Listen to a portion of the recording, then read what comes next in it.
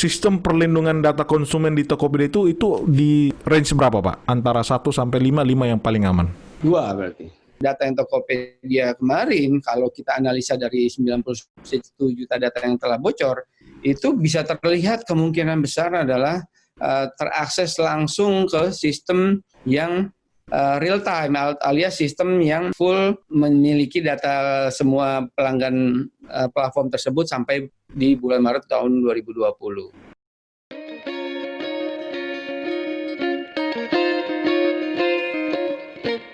Halo para penonton setia Tagar TV, terima kasih untuk selalu bersama dengan kami, menyaksikan bincang-bincang kami dengan berbagai sumber, dengan berbagai kasus. Nah, kali ini kita akan melanjutkan diskusi kita mengenai kasus yang masih belum selesai juga, yaitu bobolnya data 91 juta pelanggan Tokopedia, di mana dari Ketua Komunitas Konsumen Indonesia sudah mengajukan gugatan dalam hal ini kepada Kominfo dan juga Tokopedia yang platformnya dibobol oleh hacker atau peretas. Nah, kali ini kita sangat beruntung kita dapat mengundang seorang ahli digital forensik di Indonesia.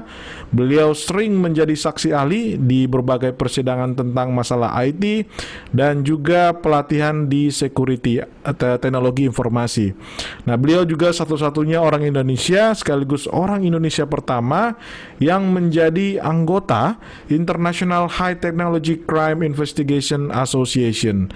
Siapa lagi kalau bukan Bapak Ruby Jukri Alamsyah. Halo Pak Ruby, apa kabar Pak? Pagi. Pagi Pak, salam sehat Pak. Sehat. Baik, yang pertanyaan pertama ini Pak Ruby. Ya. Kita ketahui bahwa ada peretasan data yang menurut informasi terjadi di Tokopedia melibatkan 91 juta pelanggan yang ada di sana. Nah, sebagai ahli digital forensik Pak, mungkin pertanyaannya agak straightforward di awal Pak, tapi ini perlu gitu Pak ya. Dari skala 5 Pak, 1 sampai 5. Kalau kita katakan 5 ini yang paling aman.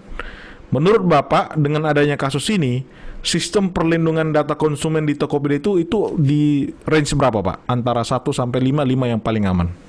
2 berarti. Berarti 2 ya Pak. Bisa diberikan Pak alasannya kenapa Pak?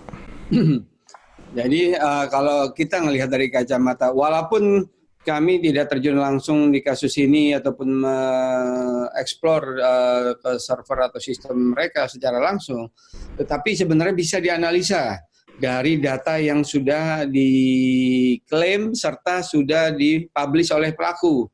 Awalnya Mei bocor, Mei lalu diperjualbelikan di dark web senilai kurang lebih 75 juta rupiah untuk total 91 juta data tadi. Yeah. Lalu beberapa minggu lalu ternyata sudah ada yang ngebocorin secara gratis. Akhirnya tidak perlu lagi untuk membeli data tersebut bila ingin memiliki. Dari data yang bocor bulan Mei lalu, sebanyak 91 juta data. Dari data yang bocor itu sebenarnya kita bisa cukup banyak analisa. Nah, data tersebut kan bocor bulan Mei, lalu dijual belikan di dark web. Setelah diperjualbelikan di dark web senilai 75 jutaan rupiah, setara senilai itu dengan nilai Bitcoin, itu lalu beberapa minggu kemarin sudah dibocorkan secara gratis. Wow. Alias siapapun mengakses ke internet bisa dapat linknya, bisa mendapatkan data 91 juta itu secara gratis.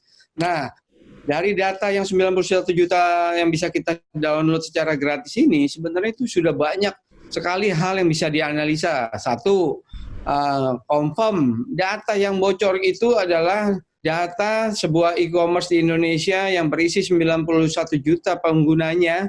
Menurut saya itu adalah data seluruh penggunanya sampai bulan Maret 2020, mohon maaf. Nah, jadi yang dapat terkonfirmasi itu adalah data seluruh pengguna sebuah platform e-commerce sampai Maret 2020, itu satu. Yeah. Lalu kedua, data tersebut didapatkan ataupun dihasilkan dari sebuah eksekusi ataupun akses ke database server.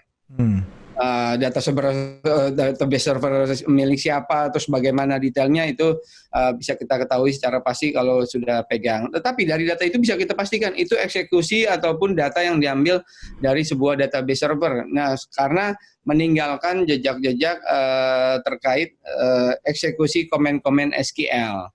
Nah, dari situ itu bisa terlihat sebenarnya data yang bocor itu nggak hanya 91 juta data pengguna, tetapi juga ada data-data tambahan parameter-parameter lain. Kalau bagi kami yang mengerti IT ataupun sistem e-commerce itu bisa menggunakan hal tersebut untuk menebak-nebak ataupun berasumsi hal-hal lain yang secara teknis yang menurut saya cukup penting. Mohon maaf tidak saya sampaikan karena tidak secara secara jelas terinfokan di situ, tetapi bagi orang teknis itu cukup banyak sekali data yang sangat berarti yang bisa disalahgunakan untuk hal-hal lain.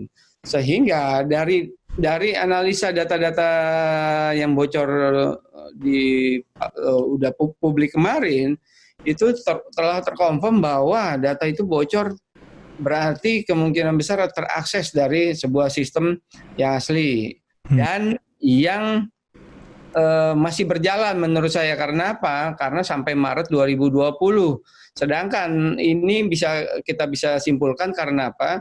Karena data yang bocor di platform lain, misalnya yang Bukalapak tahun lalu, itu hanya bocor 12,9 juta data dan hanya data tahun 2017.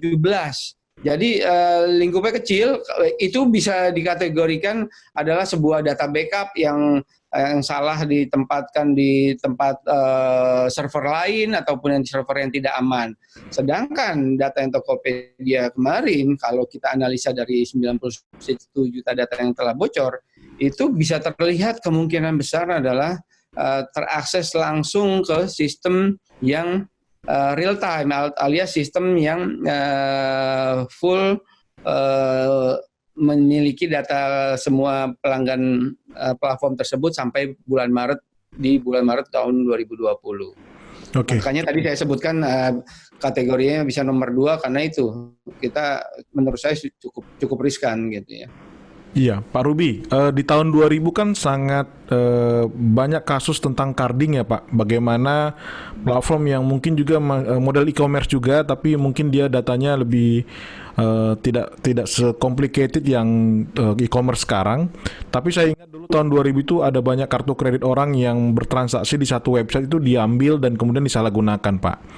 Dan seingat saya juga dulu, kebetulan saya juga di Bandung, itu bahkan seorang pemula pun bisa dapat gitu Pak. Dari orang yang mungkin cuma menggunakan script orang lain atau hacker lain, dia bisa masuk ke sistem itu dan akhirnya memperoleh kartu Pak. Artinya bukan original dari buatan dia sendiri. Nah kalau Bapak tadi memberikan angka 2 sebagai skala dari tingkat sistem perlindungan data di Tokopedia, apakah perlu orang dengan kemampuan seperti Pak Ruby atau cukup pemula itu bisa membobol sistem data keamanan yang ada di Tokopedia, Pak? Menurut saya ini bukan pekerjaan newbie. Kalau tadi kategorinya itu newbie hanya mendapatkan informasi, orang sudah siapin skrip, target bisa dipilih kemanapun, dia terus coba, itu kategorinya newbie. Ya. Tetapi kalau di kasus yang pembobolan 91 juta data ini, menurut saya tidak newbie. Alias ini dilakukan cukup pakai teknik yang cukup complicated, cukup detail, tidak hanya bisa menembus sistem keamanan network maupun sistemnya, tetapi juga udah sampai ke level aplikasi ataupun database, sehingga hal ini confirm bukan bisa dilakukan oleh orang-orang biasa saja, alias bukan oleh para newbie tadi, tidak. Ini confirm adalah aktivitas yang dilakukan oleh yang cukup memiliki latar belakang ilmu security tinggi dan juga memiliki pemahaman sistem di platform tersebut dengan yang cukup matang. Oke, kalau memang yang membobol itu adalah seorang hacker dengan kemampuan tinggi, Pak. Ya. Yang mungkin menjadi pertanyaan publik juga, Pak. Kan awal ceritanya ini heboh karena ada yang menyampaikan bahwa ada yang menjual ya Pak di dark web itu kan. Baru itu heboh, baru kemudian ada statement dari Tokopedia.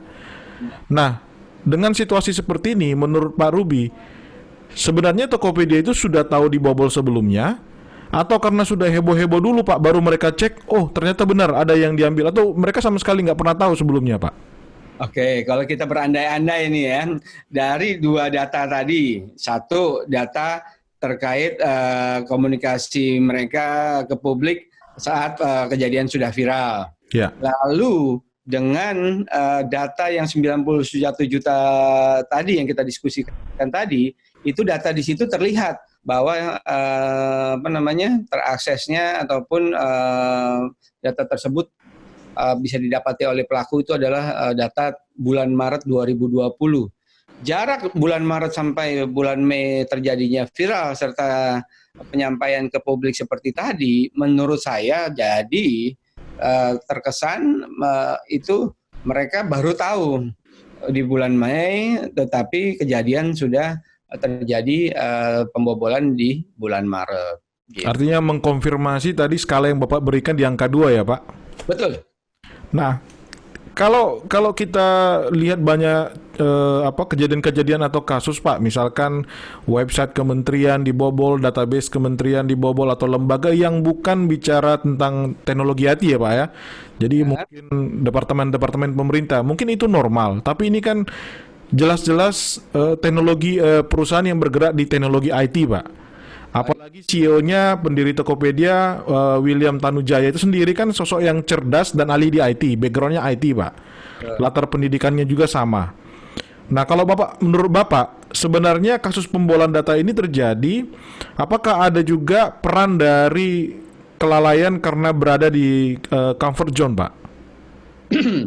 Nah, kalau hal itu sih menurut saya belum bisa saya jabarkan ataupun jelaskan sekarang karena itu mesti dipastikan.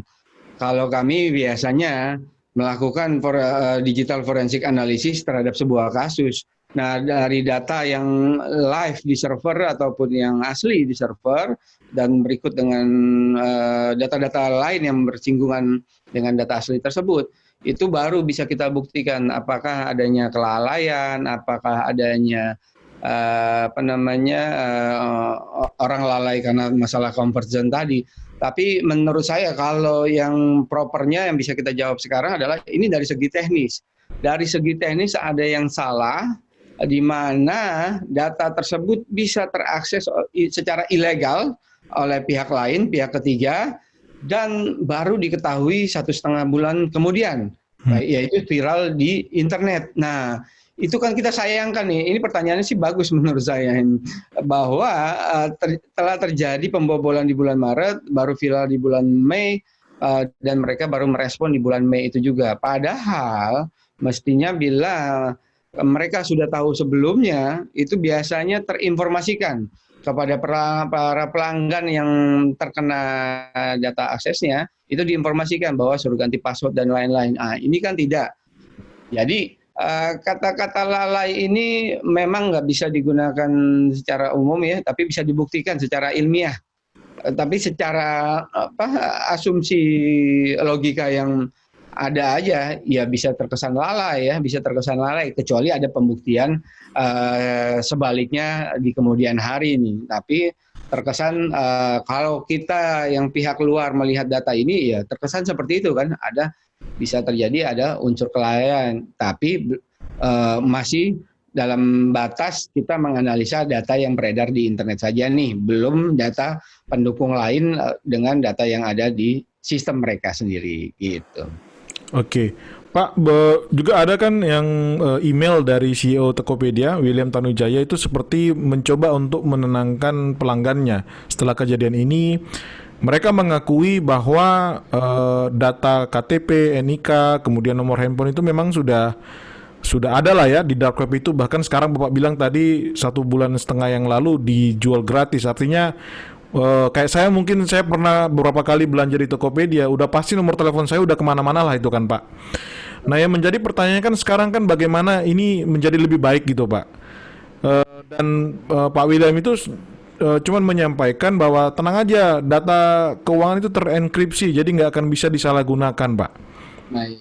Nah, itu kan cuman statement yang kita dengar, tapi dari mungkin lingkungan Pak Ruby sendiri, apakah ada update, Pak? Karena mencoba untuk menenangkan masyarakat yang was-was juga, itu kan tidak cukup, Pak. Tapi so far sih kita melihat progresnya kayak even dari Kominfo sendiri, sepengetahuan kami dari komunitas konsumen Indonesia kan sudah digugat juga, Pak. Kenapa di seolah memfasilitasi gitu? Maksudnya progres dari bagaimana Tokopedia menyelesaikan masalah ini dari sisi teknologi security-nya itu seperti apa, Pak? Apakah Pak Ruby ada mendengar update juga, Pak? Ya, jadi gini, menurut saya tadi bagus ini terkait data finansial. Nah, pertama yang kita perlu pastikan dulu, data yang 91 juta itu apa aja sih datanya yang pribadi, yang bersifat pribadi. Satu, nama lengkap. Dua, tanggal lahir, nomor handphone, serta nomor handphone, tanggal lahir, email. Nah, 4 data ini menurut saya krusial dan merupakan pelanggaran privasi kita sebagai pengguna. Nah, selanjutnya memang misalnya beliau CEO Tokopedia menyebutkan bahwa data finansialnya tidak bocor. Itu benar. Itu benar adanya. Sampai sejauh ini memang tidak ada data pendukung bahwa data finansial mereka bocor, data finansial kita sebagai pelanggan Tokopedia itu bocor. Memang sampai sejauh ini belum ada. Tetapi dari database DAM yang diperoleh di internet kemarin, itu memang terlihat database untuk finansial berbeda dengan data ini. Jadi yang bocor hanya data pengguna yang masih dalam lingkup tadi, berikut data-data teknis tambahan lainnya, beserta password yang terenkrip ya.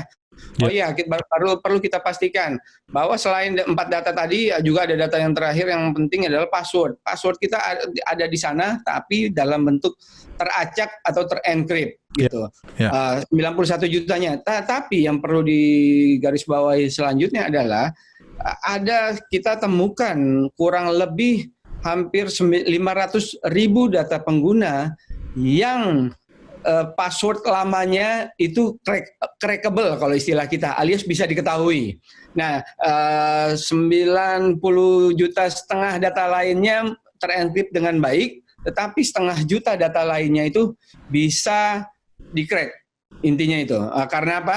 Password lama kita ternyata, kan kita kalau bikin password di sebuah platform, ada password pertama, habis itu ada password kedua kalau kita ganti, dan seterusnya gitu ya. Nah, password terbaru kita itu sudah terenkrip dengan benar, tetapi ternyata password lama kita, khususnya untuk 500.000 pelanggan Tokopedia tadi, itu ternyata crackable karena masih menggunakan enkripsi versi lama yang bisa mudah di-crack dalam hitungan detik. Nah, itu satu. Jadi ada parameter password yang crackable.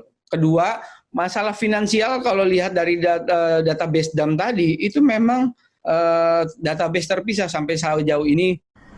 Tidak ada informasi bahwa pernah bocor ataupun diperjualbelikan. Tetapi yang mau saya tekankan di sini adalah satu, statement beliau tadi kan penekanannya kepada data finansial itu tidak bocor. Iya benar itu, tetapi mesti jangan hanya merefer ke data itu aja dong. Kan data pribadi penggunanya juga tetap bocor nih. Apa yang mereka sudah lakukan? Nah, tadi pertanyaan tadi terkait Kominfo sebagai regulator dan lain-lain. Nah, saya juga ikut memperhatikan ataupun ikut memantau kasus yang dilemparkan oleh class action oleh salah satu pengacara, di mana mendukung terjadinya pembobolan data pelanggan ini itu menyalahi undang-undang. Nah, kita sedang pantau. Mudah-mudahan regulator yang seperti diharapkan tadi tidak hanya support ke industri, tetapi juga support melindungi perlindungan data pribadi masyarakat Indonesia itu sendiri. Jadi tambahan terakhir saya adalah jangan hanya melihat sebuah platform ini memang mendukung digital ekonomi Indonesia yang cukup besar, tetapi tetap ada parameter lain nih yang perlu dijaga sesama-sama, yaitu terkait data pribadi pelanggan mereka yang segitu banyaknya. Nah, hal tersebut menurut saya belum bisa dipenuhi oleh mereka karena telah terjadi kasusnya di bulan Mei kemarin sudah viral, tetapi yang paling sangat disayangkan adalah apa? Ternyata platform sebesar ini tidak mendapatkan lesson learn dari kasus sebelumnya, di mana platform e-commerce lainnya pernah bocor di tahun lalu, 1 tahun yang berbeda loh. Kenapa hal tersebut terjadi dengan konsep dan terkesan teknik yang sama? Demikian. Oke, Pak, ini pertanyaan publik atau orang awam seperti kita, Pak, yang tidak paham tentang dunia IT. Dan kita masih terus berselancar, apalagi sekarang dengan pandemi, pasti tentu jual beli online itu semakin tinggi nih Pak volumenya Pak. Ya. Kan pertanyaan sekarang orang awam mungkin nanti yang mendengar diskusi kita ini lah, terus saya mau pakai aplikasi yang mana Pak? Karena sudah jelas Bukalapak 12,5 juta tadi yang tahun lalu. Kemudian dari si Tokopedia yang paling besar sendiri itu bahkan hampir semuanya 90 juta gitu Pak, 91 juta. Pertanyaan sekarang apakah yang lain itu? Maksudnya gini Pak, daripada karena kan kita kalau belanja kadang-kadang kan produknya kan sama-sama aja Pak. Ada e-commerce yang A, B, C dan D, kurang lebih ya pelapaknya itu yang penjualnya kan kurang lebih sama nih Pak. Apakah dengan kita berpindah itu menjamin lebih aman atau seperti apa Pak? Karena bingung kan Pak, kita butuh mau belanja online tapi di satu sisi sudah ada nih yang punya historical jelek. Dalam artian kita nggak percaya nih, data saya udah kemana-mana dah, udah nggak jelas gitu kan. Betul. Sekarang ada yang belum nih ceritanya. Gimana nih Pak, kita sebagai orang awam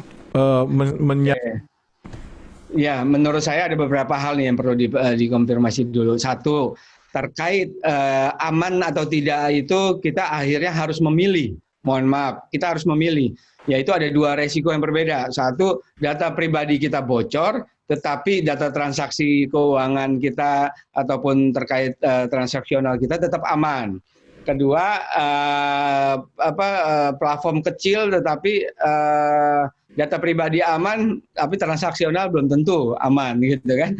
Akhirnya balik ke individu kita masing-masing. Tapi menurut saya gini, mestinya ini tetap pemerintah sebagai regulator itu harus tetap menjaga industrinya, tetapi harus juga bersamaan memastikan bahwa industri itu memang benar-benar konsisten dan optimal dalam perlindungan data pelanggannya, serta bisa melakukan mitigasi sehingga resiko yang terjadi itu bisa diminimalkan. Kalau ini kan enggak, terkesan resikonya cukup besar dan bahkan hampir semuanya datanya bocor gitu kan, itu satu. Nah, kalau kita mau memilih platform-platform lain pun menurut saya ya bisa terjadi hal-hal yang saya nggak bisa merekomen nih, pilih mana. Kebetulan karena sampai sejauh ini pihak sistem transaksionalnya belum terbukti bocor, belum terbukti merugikan. Menurut saya platform yang kemarin ini ya tetap bisa dipilih sih, hanya untuk data transaksional nih, karena ya itu tadi data pribadi kita sebenarnya udah bocor, udah nggak bisa diapa-apain lagi, dan yang bisa kita lakukan hanya mengikuti proses hukum ataupun guidance dari Kominfo sebagai regulatornya. Jadi pemilihan platform ini akan balik lagi ke individu kita. Jadi kalau saya boleh kasih saran, sebaiknya gini jadinya. Kalau kami merefer kasus-kasus selama ini di Indonesia, terkesan gini, ada hal-hal yang disepelekan ataupun ya maksud saya bukan menyebut ada pihak yang menyepelekan ya, tapi pemahaman itu bisa didapat dari statement tadi bahwa data transaksi keuangan Anda tetap aman. Nah, berarti kan, tapi dia tidak menyebutkan bahwa dan juga tidak memastikan bahwa data pribadi pelanggan itu aman, hanya data keuangan yang aman. Nah, jadi balik lagi kalau saya akhirnya milihnya gini, data pribadi kita disimpannya ternyata kerap kali bocor nih. Tetapi data keuangan kita aman. Oke, itu udah bisa kita kesampingkan. Ternyata transaksional kita tetap aman.